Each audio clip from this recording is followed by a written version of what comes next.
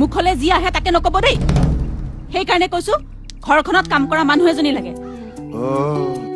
ভুলটো তাতেই লোকৰ ঘৰত ৩-৪টাকে কাম কৰা মানুহ আৰু আমাৰ ঘৰত কাম কৰি কৰি মই মানুহজনী খিনাই গৈছোগে